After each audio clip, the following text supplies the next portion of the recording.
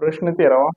धर्म, वंश, जन्म, लिंग, जात यांच्या आधारे नागरिकांमध्ये कोणत्याही प्रकारचा भेदभाव केला जाणार नाही. हे घटनेच्या कोणत्या अनुच्छेदात, अनुच्छेद म्हणजे कोणत्या कलमामध्ये नमूद आहे? तर त्याचा अर्थ काय होतो, तर भेदभावाचा अभाव म्हणजे कोणत्याही प्रकारे भेदभाव करायचा नाही. कोणत्या प्रकारे म्हणजे धर्म, वंश, जन्म, लिंग, जात याच आधारावर हे 15 कलमामध्ये सांगितलेलं आहे. आणि राज्यघटनेचं 14 कलम काय, ह्याचं उत्तर हे आहे. त्यानंतर 14 कलम आहे ते कायद्यापुढे समानता, म्हणजे कायद्यापुढे सर्व समान असणार आहे. कोण कमी कोण जास्त असं काही नाही. त्यानंतर कलम 16 समान संधी, कारण 14 ते 18 पूर्ण समानतेची कलम आहे. 14 ते 18 त्याच्यामध्ये 16 आहे ते समान संधी, ह्याच्यामध्ये पण भेदभाव केला जाणार नाही. मात्र आपण आरक्षण देऊन SC ST OBC महिला आपण अशा प्रकारे आरक्षण आपण दिलेलं आहे. हे 16 कलमाला अपवाद आहे. 16 मध्ये जे तरतुदी आहेत, 16 समान संधी जे गव्हर्नमेंटचे जॉब लागतात, जे रोजगार मिळतात ते कलम 16 नुसार आहे. 16 मध्ये सांगितलेलं आहे ते समान संधी असणार आहे. 17 आहे ते अस्पृश्यता. अस्पृश्यता पाळणे हा गुन्हा आहे. जर अस्पृश्यतेच्या संदर्भात गुन्हा झाला तर हा मूलभूत हक्क असल्यानं आपल्याला डायरेक्ट सुप्रीम कोर्टात जाता येते. त्यानंतर प्रश्न 14 खालीलपैकी कोणत्या राज्यात विधान परिषद अस्तित्वात नाही? राजस्थान, बिहार, UP आणि कर्नाटक.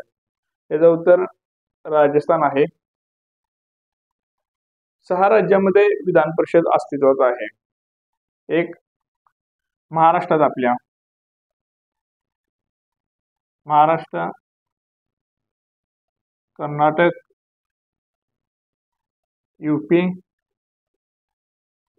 बिहार, तेलंगणा आणि आंध्र प्रदेश. या 6 राज्यामध्ये विधान परिषद अस्तित्वात आहे. त्यापैकी महाराष्ट्राला तेलंगणाची सीमा लागलेली आहे, आंध्राची नाही. आणि आंध्राला समुद्रकिनारा आहे आणि तेलंगणाला समुद्रकिनारा नाही आहे.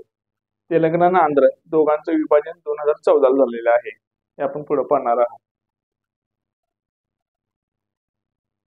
त्यानंतर प्रश्न 15 मरियाना.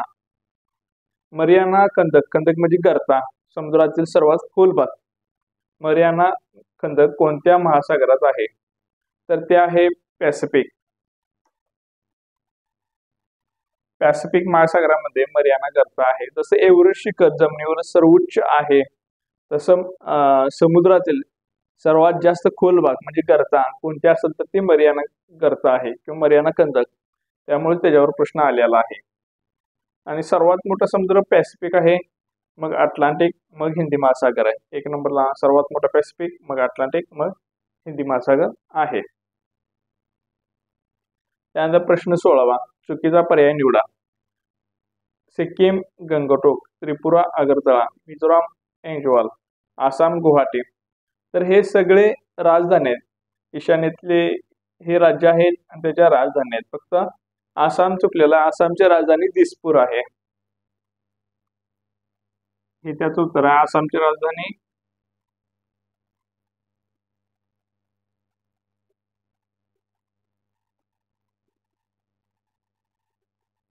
दिसपूर आहे. त्यामुळं राजधानी आपल्याला सर्व पाठ पाहिजेत.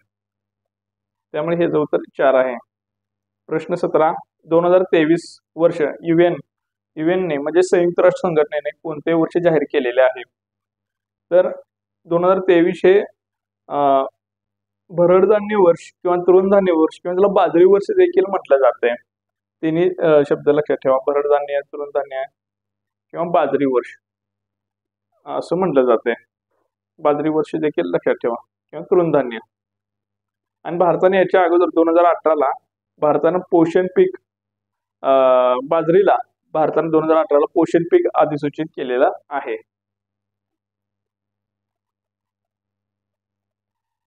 त्यानंतर प्रश्न 18 याच्यापूर्वी काय होतं हे हे 15 कलमातले हे उपकलम आहे. म्हणजे 103 घटना दुरुस्ती झाली. आतापर्यंत 106 घटना दुरुस्ती झालेल्या आहेत. त्यापैकी 103 घटना दुरुस्ती होती इकॉनॉमी विकर सेक्शन, आर्थिकदृष्ट्या दुर्बल घटकांसाठी होती. ती 103 घटना दुरुस्ती होते. त्याच्यामध्ये 15/6 आणि 16/6 ही 2 कलम टाकलेले होते. यानुसार ईडब्ल्यूएस आरक्षण लागू झालेलं आहे. त्याला अटी आहेत. हे आर्थिक इकॉनॉमी बेसवर आहे, सोशली एज्युकेशन नाही आहे. 15/6 आणि 16/6 ही नवीन कलम 103 घटना दुरुस्ती टाकण्यात आलेले आहे. त्यानंतर प्रश्न 18, सोलापूर धुळे राष्ट्रीय महामार्गावर खालीलपैकी कोणते शहर आहे? तर याच्यामध्ये बघा पर्याय तुळजापूर, अहमदनगर, धाराशिव, बीड, चाळीसगाव, जालना आणि नंदगाव. याचं उत्तर आहे ACT, म्हणजे एक तुळजापूर आहे. हा सोलापूर धुळे जो नॅशनल हायवे आहे तो 211 आहे. सोलापूर धुळे म्हणजे सोलापूर इथं आहे नकाशात. त्यानंतर वर गेलं तर इथं उस्मानाबाद आहे, अहमदनगर इथं पुणे, इथं वर नंदुरबार, धुळे, जळगाव असा क्रम लागतो जिल्ह्यांचा. त्यानुसार तुळजापूर एक लागतंय 211 वर, अहमदनगर लागत नाही, अहमदनगर इकडं आहे. त्यानंतर धाराशिव म्हणजे उस्मानाबाद, त्याचं नाव आता बदललेलं आहे. त्यानंतर बीड आहे आणि चाळीसगाव. या 4च शहरामधून हा नॅशनल हायवे गेलेला आहे.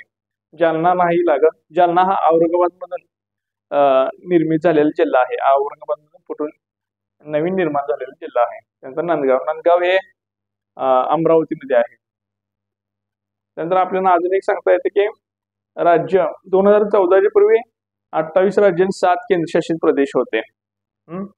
तर 2014ला तेलंगणाची निर्मिती झाली आणि 28 राज्यांचा 29 राज्य आणि 7 केंद्रशासित प्रदेश बनले. त्यानंतर 31 ऑक्टोबर 2019ला जम्मू काश्मीर आणि लडाख हे 2 केंद्रशासित प्रदेश निर्मिती करण्यात आली. याच्या अगोदर काय केलं, 5 ऑगस्ट 2019ला त्यांचा 370 कलम आणि विशेष अधिकार जम्मू काश्मीरला हटवलेला होता. त्यानंतर 31 ऑक्टोबर कोणाची जयंती आहे? सरदार वल्लभभाई पटेल एकता दिन. त्यानिमित्ताने 31 ऑक्टोबर 2029ला जम्मू काश्मीर आणि लडाख 2 केंद्रशासित प्रदेश निर्माण करण्यात आले. 31 ऑक्टोबरच का डेट निवडली? वल्लभभाई पटेल यांनी संस्थाने विलिनीकरणामध्ये महत्वाची भूमिका बजावलेली होती. त्यांच्याकडे ते काम दिलेलं होतं.